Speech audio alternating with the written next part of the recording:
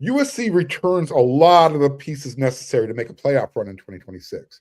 However, in order to get there, which position group needs to make the biggest leap in 2026? Kendell Hollowell is going to let us know.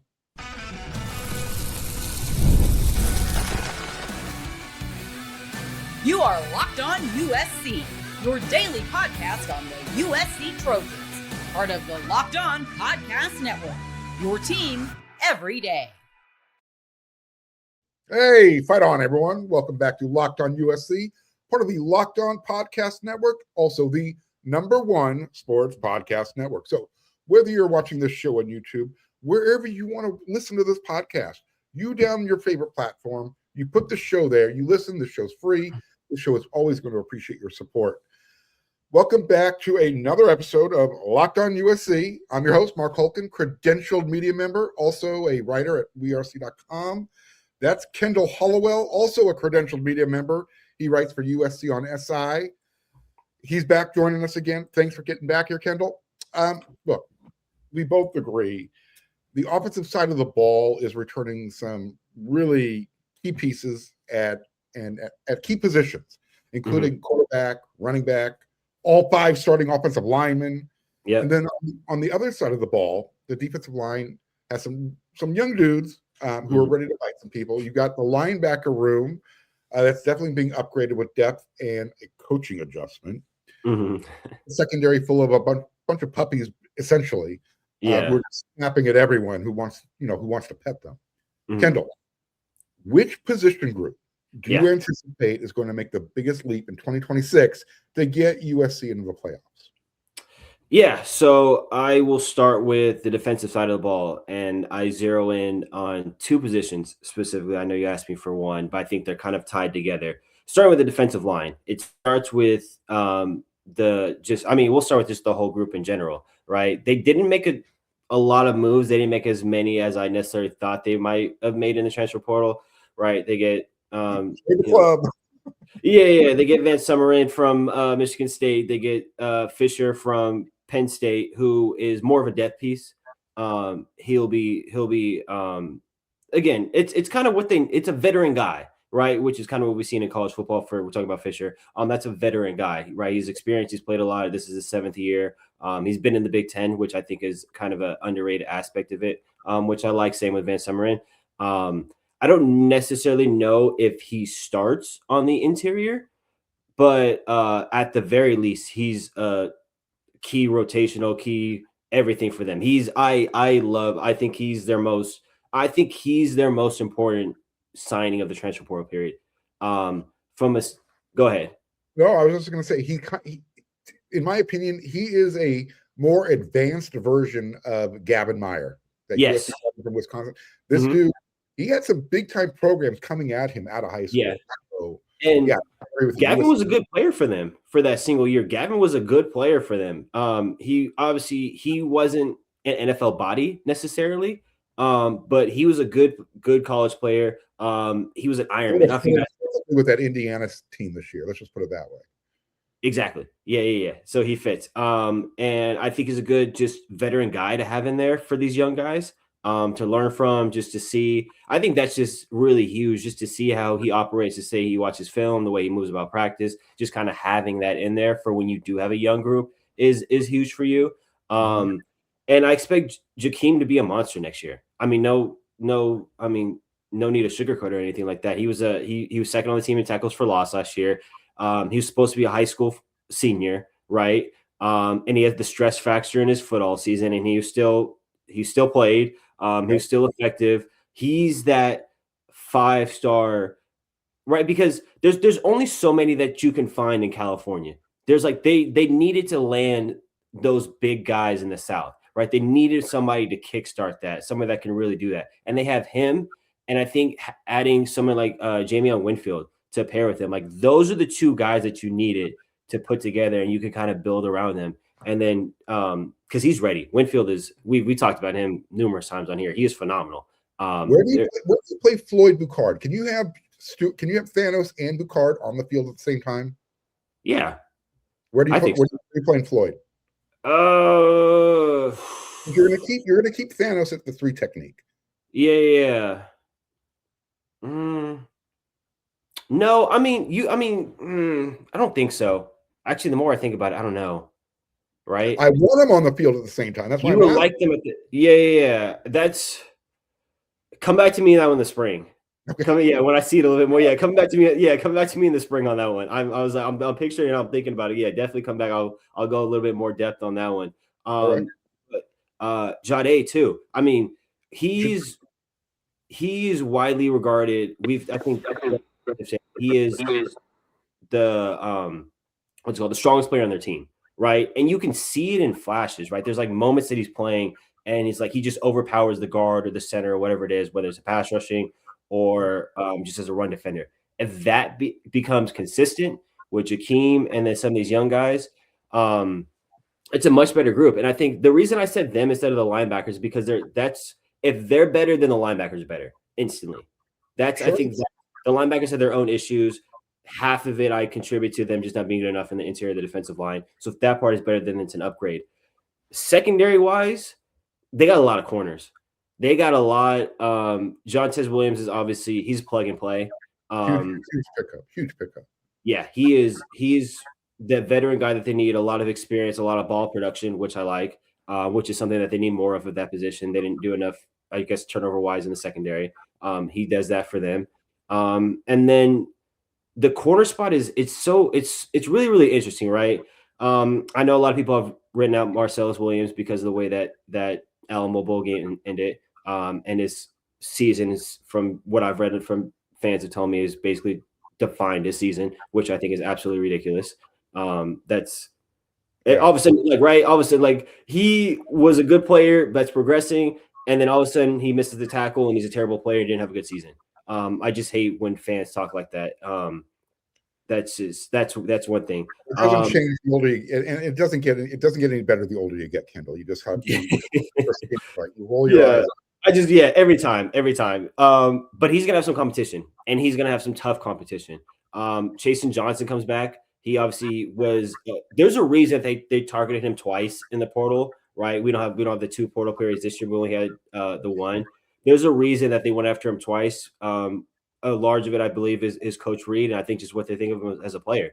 If you lose him one time, I don't think if they believed in him, regardless if Coach Reed was coming, they would have gone after him twice. So I think that's big. Maybe this season would have been different if he played. I know he got hurt like the second week of fall camp, and then that was pretty much it. And then the knee was just never right the rest of the season. And then you got the two young guys, right? You know who I'm talking about. Talk about RJ Sermons and Elbert Hill. Those, when I tell you, the most impressive part of their game is they're very, very fast, right? They're fast and athletic. The thing with high school corners specifically, and I think Adoree Jackson was like this, they're just not good technique wise, right? They just, as far as talk about Adoree, as far as like when he first got to USC, they're just phenomenal athletes. They can cover, they can do everything else because they're just that much better athletes. They are so sound technically for as fast and as athletic as they are. It's so impressive for guys that are 17, 18 years old. Like, it blows my mind every time I watch them on film. I go back some of their high school stuff, or even just watching RJ Sermon go through drills in fall camp. I watch him and I'm like, that's so rare for somebody that's at the time wasn't even 18 years old. That's the way that he is. It's going to be so hard to keep those guys off the field, and that competition is going to be intense. Go ahead. No, I was just going to say, I don't disagree with where you're going with the, which position groups. I personally, I would have started with the biggest jump necessary is in that linebacker room. And I understand they'll get an assist with the defensive line doing their job better. Mm-hmm. And I guess maybe this is a perfect segue into the second segment.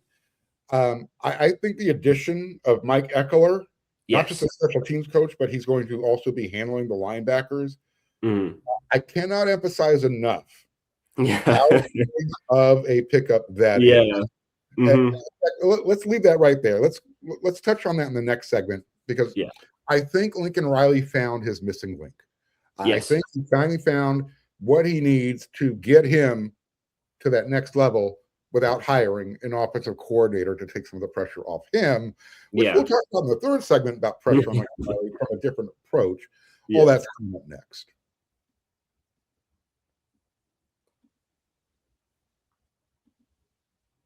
The college football playoffs are over. Congratulations, Indiana. You finally did it. You got one more national championship than Oregon, 10 less than USC, but hey, you're on a start. However, you know what? FanDuel is still giving all customers even more ways to get in on the action every single game day of the NFL playoffs, because right now, every NFL playoff game day, FanDuel users have a profit boost waiting for them in the app. Here's what I love about it. You get to use the profit boost on the bets you already feel good about. I feel pretty good about Seattle taking out the Rams this weekend. You can ride with the favorite when you think a team controls the matchup. You can take a shot on the underdog if you feel an upset is coming. Or check this out. You can try and build a parlay around the players and the moments you think are going to decide the game. Then you apply the profit boost and you go after even bigger winnings. And when you win, FanDuel is going to pay you out instantly, which is perfect for playoff football. FanDuel is the best place to get in on the action all playoffs long. So visit FanDuel.com. Get your football playoff profit boost every game day. Thank you again. You made Locked On USC your first listen. Appreciate that. Thank you also again for making Locked On the #1 sports podcast network. This is for my guys, my peoples who like to listen to the show rather than watching on YouTube. You're an everydayer. You already listen to Locked On USC every single day. You live USC every day. Level up. Go ad free. Here's a chance for you to, join the Everydayers Club. You're going to get Locked On USC with no interruptions. You're going to get the members-only Discord access. You're going to get more than that. And you can get it all for just $5 a month, $50 a year. If you need more information, check out the link in the show's description page. All right, Kendell, we touched on it there at the end of the first segment. If Coach Mike Ekeler can use his voodoo on USC special teams the same way he did on Nebraska's, I think I'm going to feel very comfortable saying Lincoln Riley found that missing link. I love the combination, first of all, of Rob Ryan shifting responsibilities. He's going to stay upstairs in the booth, but he's going to move into more of an analyst type of consult role. Yeah. And you get to keep Coach Ekeler on the sideline, bouncing up and down, headbutting people who's got helmets on, starting mosh pits, doing all that kind of fun stuff. Yeah. Was this what USC needed? Did they need a different type of personality on defense? Desperately. Yeah. You got to change. I've been on this for however long. Got to change the whole culture.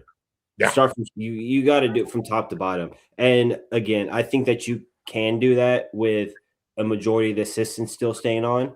But you couldn't, right, just run it back as it was, right? You had to make tweaks and stuff like that. And that's where Ekeler comes in.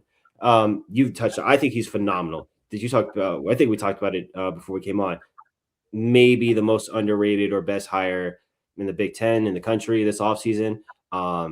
Special teams, right? They need to be better at that. They gave up that kick return against Notre Dame, which changed the game.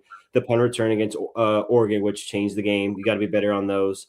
And then just, right, I mean, we saw in the national championship, right? Indiana blocked the punt, and that ultimately proved to be the difference. There's three facets to the game. We always talk about offense and defense, but there is the third facet, which is special teams. You got to be, that can change games. You got to be better at that. That can flip 2-3 games. I don't know, maybe the difference in them. Obviously, it was the difference in them making the playoff this year. So we see that. And as far as just linebacker development, I'm not writing those guys off, right? As far as Desmond Stevens and Jane Walker, I think it's huge that they have a new voice. They just need, right? It's just they needed a new voice. They needed not necessarily new people around him. Stevens is still growing in that linebacker role. I think that's the important thing to remember, right? He was a high school defensive back. He was a receiver. He's a punt returner. He's still kind of growing into that role. And I think Jane Walker is going to be phenomenal. I think the fact that this is his first year playing college football, right? Remember, he didn't play that first year because of the shoulder injury. Well, this actually be his second year, but I understand your point. Yeah. He played last year. Talk about 20. Jaden Walker. Yeah, Jaden Walker, he missed his freshman season. Right, he got a bunch of reps last year. Right, so he'll go into his second year. Technically, yeah. And I think that's huge, right? I mean, again, you get somebody like Ekeler. He has the 13 games under his belt. good size, moves well, all that kind of stuff, high IQ. There's a reason they talked about him highly coming out of spring and fall. And now you just get a new voice to coach him. Somebody I think that's a little bit better for their situation. I think it starts with the guys in front of them, the defensive line. If those group is much better, it'll help them out. But I think just having a new voice, having a new set of coaching, still keeping Ryan around who has the experience, is having those two guys is just huge for those guys. These guys are young, right? I think they're going to take tremendous strides next year. Well, I think what you touched on is the biggest impact. And it's not just Mike Ekeler, his personality, his fire, his passion, his energy, his juice, but the combination of him and Gary Patterson, who has a similar type of, you better do it the right way or I'm going to be pissed off. And you don't want to see me pissed off type of coach. Yeah. About the culture. And I think you need that type of culture, environment, person, however you want to describe it, on the side of the ball, and then have that bleed over onto the offensive side of the ball. Yeah. So I think it's really interesting that even though they're keeping most of the defensive staff, so far we've only lost Doug Belk. Yeah. That doesn't mean he's going to be the last guy. Right. But that combination with Ekeler, Patterson, I think that's going to have a huge impact on that side of the ball, because you've got the Jimmys and Joes now, regardless of how young they are. You don't have a cerebral, calm demeanor Danton Lynn leading the group. You got a couple of guys out there saying, "Get out of my way." Yeah. No, exactly. Patterson is the CEO of the defense. Yeah. It's what they needed. He's a leader. He's got the tenure. Yeah. I have to keep the whole culture has to be different, right? You got to change the whole thing as far as what you do schematically, as far as just executing. Got to tackle better, got to be tougher. And they just bring in this. The offense will never be a problem at USC. We always know that, right? As long as you have Lincoln Riley, you're going to have the Heisman winners, you're going to have the Biletnikoff winners. They're always going to be prolific on that side of the field. They're always going to get the high recruits. If you can get, even right now, you want a higher standard, but if you just have a good defense, it changes the program, right? And then you kind of build on there. The thing with Patterson is like, he's always been good at developing talent and evaluating talent. He's never had this talent. This is a whole new thing for him. He's never had a Luke Wafel show up who looks like he's 25 when he's 18. He's never had, Jakeem. Yeah, exactly. He's never had these kind of guys, like these set of just 3 deep corners. Like he's never had that. So that from that standpoint, this is why I think it's a phenomenal hire for them. It's obviously not the splashy hire that some people may have wanted. But it's the right hire for what they need right now for them going forward and kind of change this whole culture. Yeah, I think the only concern, because I keep the hire is growing on, the hiring of Gary Patterson is growing on me each day. I just wish I would make it official already for crying out loud. I don't know what the whole all day. I think that's what I spent all day doing, trying to figure out. I'm like, I kept waiting for like the hourglass to drop or for the news. I'm like, I was like, it got to like 7 p.m. I'm like, all right, I guess not today. Yeah, my only concern is that he's been away from coaching for 5 years as a coach. Yeah, and he's had a couple of different, consultant roles, one with Baylor, one with Texas. Yeah. He was just recently, elected into the College Football Hall of Fame. Yeah. He's got that itch to get back into coaching now, obviously. So, this becoming USC's defensive coordinator is a nice way to kind of slide back on in. Yeah. Does he want to be a head coach again? And then are we going to be restarting this process all over again in 2027? Exactly. No, there's that concern. That's obviously, I think, number one. He only needs a handful more wins to get to 200, and I think that's on his bucket list. That is a goal. Yeah. And then you bring that up as far as, especially, right? He's 65. The concern with that as well is kind of the disconnect from being away from not disconnect from the game, disconnect from the current players. Right. He coached the head coach is 2000 and 2021. Different group. It's a whole different game of college football from this year, even from last year. It's a whole new group of players that you kind of got to relate to in a little bit and all that kind of standpoint. Right. So I am curious from that standpoint. I am curious when we get to spring practice to kind of hear from the players kind of how it's gelling, how it's working with them. Because like you said, it's been a few years. He's been around the game, right? He worked for Sark for a year at Texas, then he was at Baylor, so he's been around it a little bit. And I am curious to find when we finally get a chance to talk to him, kind of what this last year just kind of looked like for him. Because last year he wasn't at a program, and kind of what that looked like for him. How I'm sure when you're a football coach, you're a football coach, right? You're always in it, you're always studying, you're always watching, and you're involved and stuff like that. But I just kind of want to know what the last year kind of looked like for him as far as his schematics and him kind of being around the game and kind of connecting with these players and stuff like that. Just what it looked like for him and how that's going to work for when he finally gets here. And again, just to close out this segment, the reason why this is a good hire and probably the right hire is they're not changing scheme. And he's considered and credited with being the godfather of the 4-2-5. Yeah. So, he can look at the film from last year and say, all right, guys, you understand the concepts. Yeah. Now, let's get under the hood. Let's make this thing go faster type of thing. I want to know. Yeah. I want to know what his practices are going to look like too from that side of the ball. I'd love to watch this. What's up? I would love to be able to watch practice. No, I would more than some drills and stretching and all that. But that's a different topic. But yeah, I am curious to see how his approach with as far as like being physical in practice. Even they're obviously going to do it in spring, right? They're obviously going to hit in spring, but I'm curious to see what his philosophy is for like as far as like doing it in season. Because that's what they did back in the day, and that's what all the. I mean, I am. Do you know what that kind of looked like as far as like them like tackling and hitting in practice? With when he was at TCU? No, with Lynn. Well, I mean, from what we saw, remember there was a couple of practices that we were allowed to watch. I thought there were practices. Let me just put it this way: they showed us what they wanted us. They showed us. No, exactly. Yeah. So to answer the macro question, we really don't know how they practice when the untrained eyes aren't watching. So I asked because as far as just like physicality and stuff like that, okay, I'll put it this way. So when I was at Wyoming, we tackled every Tuesday. Like every Tuesday we did full on tackling drills, regardless of what the injuries or the depth or whatever point in the season is, always tackled, right? To the ground, full in, all that. Wednesdays was heavy. It wasn't to the ground, but exactly. And all that, like as far as much as you can do, right? And there were still physical practices. When I went to Adams State, we didn't do that. We never tackled during the week or anything like that. We never, it was all like light kind of thud, and we weren't good on defense.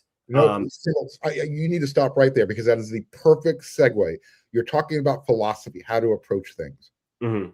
Let's talk about that in the next segment because two teams ended up in the national championship game. Both teams took different approaches on how to build their roster to get there. And Curt Cignetti at Indiana took the approach that you were just talking about. He doesn't like physical practices. But that team sure looked pretty physical when they hit the field.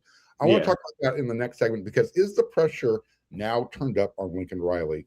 Because you have two different programs using two different philosophies getting to the promised land. Lincoln Riley is trying to figure out which philosophy to use. Let's talk about that coming up next.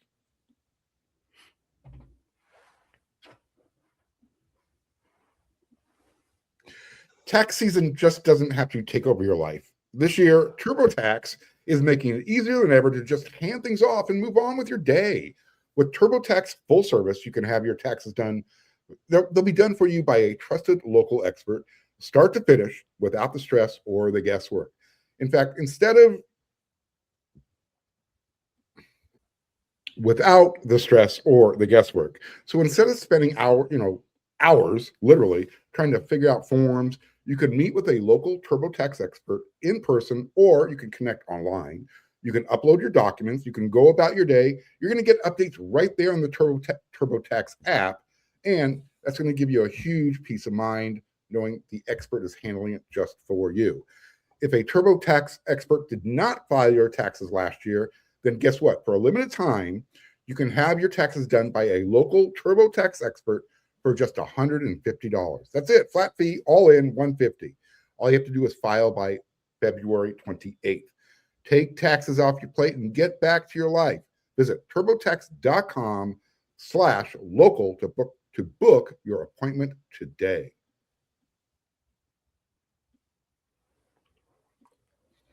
Okay, Kendell, I didn't mean to cut you off like that, but you literally set the scene perfectly. Yeah.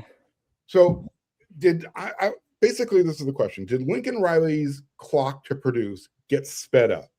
Indiana won the national championship in 2 years with Curt Cignetti. Mm-hmm. Miami, they got back to the promised land before USC. Yeah. Both took different approaches. I mean, Mm-hmm. like the opposite of each other. Yeah. Miami spent a lot of money with the transfer portal, they big recruiting classes. Indiana, they bring in half of James Madison's teams of no names. Mm-hmm. You just go to work type of thing. Yeah. Yes or no? Yes or no question. Is Coach Riley, is he under more pressure now because those two teams took different approaches, have different histories, and have raced past USC? 100%. Yes. Okay. Times 1,000. Like, I can't even emphasize it enough, like how much that just like ramped up. Because like you said, Indiana, right? They joined the Big Ten this same year that Indiana kind of kicked this thing off, which is 2024, right? They make the college football playoff. It's like, oh, that's a good story, right? They kind of just got in there and all that, right? They got ran out the building by Notre Dame in that first game. They didn't play good at all. It's like, oh, that's a good story and all that. We have those every once in a while, especially with the 12 team. Like, there's new teams that kind of get involved and stuff like that, right? SMU had got it in too, and obviously Tulane and James Madison got in this year. And then in 2025, they became a freight train, right? They built off of that, and I was because I was at the Rose Bowl and just seeing it live was incredible. Like, they were from start to finish just ran through them. Like, they made Alabama quit in that game. There's no way to else to put it. They quit in that game because of what Indiana did, and then they boat raced Oregon in the Peach Bowl. It doesn't take long, right? This is year 2, and then he doesn't do it with 4 or 5-star recruits. Like you said, they brought in the several JMU transfers. They hit in the portal. They're extremely well coached. They're athletic. They're fast on the outside. They're physical in the trenches. Physical. Yes. And they don't practice physical football. They just do walkthroughs. Yeah. But they're disciplined. That's the big part. I think that might be my number one question for Lincoln Riley in the spring. What is your plan to clean up the penalties while still staying aggressive? Because, right, I can't remember which game he said it, because I don't know. I might have been you that asked him, honestly, when I'm thinking about it. They had, it might have been the Michigan State game, right? They had a ton of penalties in that game, which kind of allowed them to get back into the contest. And his response was, obviously we want to eliminate the penalties, but we want to remain aggressive. We don't want to lose that part of our game. And penalties were a problem all season, right? They just weren't good in that department. You look at Indiana, they're not penalized. They don't fumble, which was something that USC did. What is your plan to fix that? What is you going to do differently in practice? What are you going to do moving forward to fix those things that the great teams are not doing, right? They're not committing penalties. They're not turning the ball over. They're not hurting themselves. What are you doing to change that?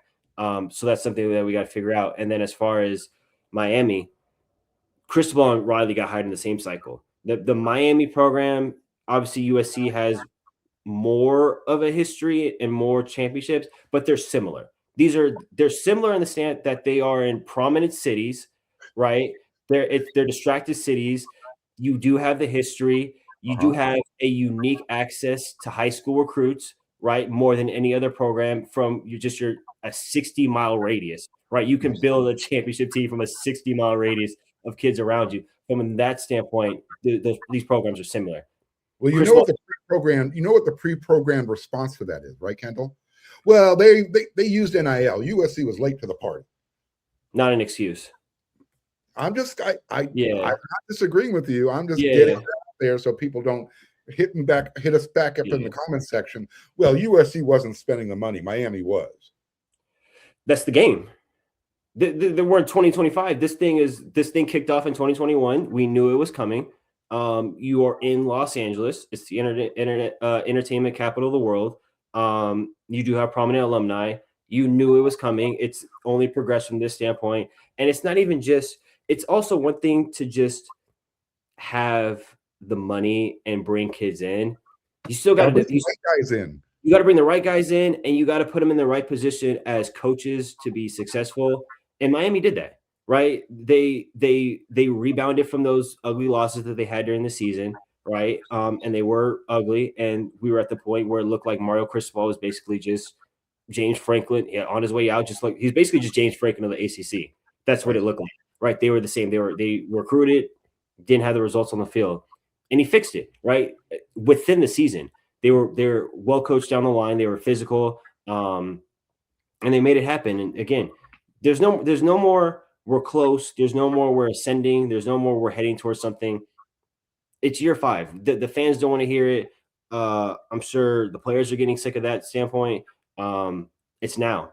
I don't care what your schedule looks like next year. I don't care if you're young in some areas.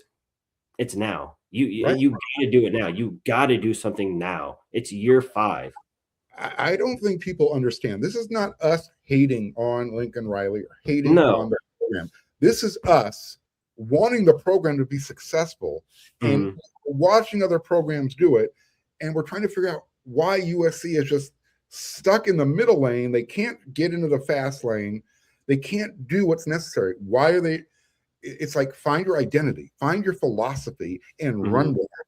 You want to major in the high school and minor in the transfer portal. That's great. If you're going to minor in the transfer portal, you got to hit on your evaluations. You can't spend the money you did and get zero return on your investment. Yeah. And while you're waiting for these younger guys to develop, and then when they do, they get into the transfer portal and go get paid somewhere else. Yeah. Where program is closer. So we're on the same page. We agree. We agree. I want nothing more than to go up to Lincoln Riley after he wins a national championship at USC and say, you know what, coach? Give me the middle finger so I can give you a hug. Yeah. No, exactly. It's, again, I'm not rooting against the guy. I know other people have their opinions of Lincoln Riley. I like the guy. Just from just me personally, and then also just hearing from recruits and players and the way that they talk about him, it's vastly different from what you'll read on social media or what the general public or all that stuff is. I don't even care about any of that stuff. I care about what's actually going on or what's players actually from that standpoint. Again, I believe that I might be still in the minority, but I'm still a believer.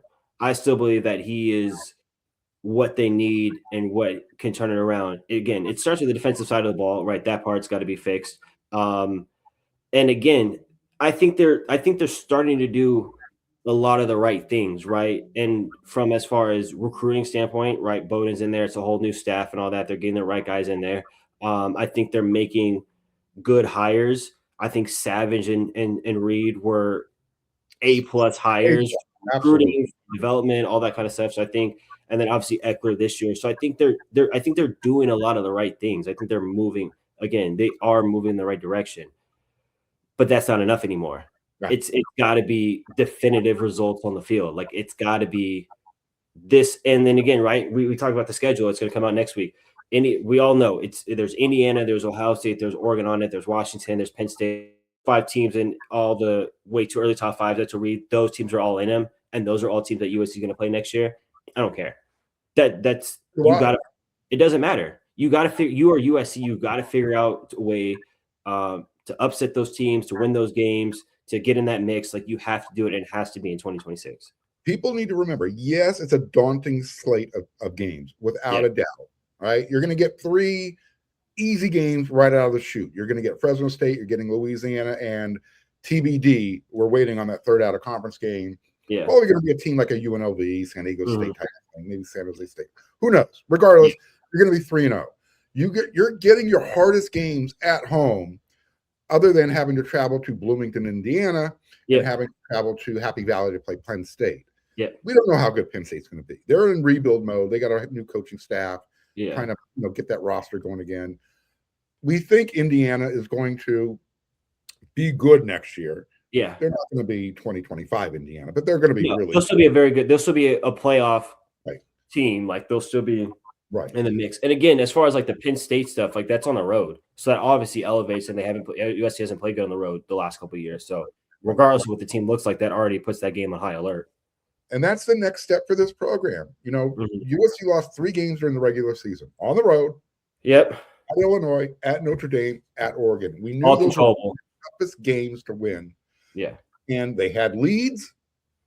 They had opportunities. Let's just put it that way. Yep. And they could not get over the hump. They took a step last year. They won all their home games. That should be always that's a given. Yeah, that should be a given, especially with the schedule they had last year at home. And I'm going to say the same thing with the schedule they have this year. Yeah. They're winning their home games. I don't care if it's Ohio State. I do not care. Yeah. I don't care if it's Oregon. You got to USC. Stop acting like you're middle of the pack or something like that. Like there's a standard. And that's just not speaking as just fan perspective or anything like that. It's what it is. There's certain programs, the standard is different. And USC is at that list. And they got to reach it. They haven't been there. So you got to start a way to figure it out. And it's really, really interesting, right? Because we're all talking about the all week that we're all talking about like Indiana set the new formula. I don't think there's a formula for a definitive formula for everybody. No, that was the point. I don't believe that's a thing. I don't like that because not everybody's going to replicate what I guess just what Cignetti is as a coach or just as a personality that kind of fits what they are or what Indiana kind of needed from just having 21 to 24-year-olds on that team or all that. I don't think there's just one way of doing it. It's a very successful formula to follow, but it's not something that everybody's going to achieve. And I think that's something that everybody can do.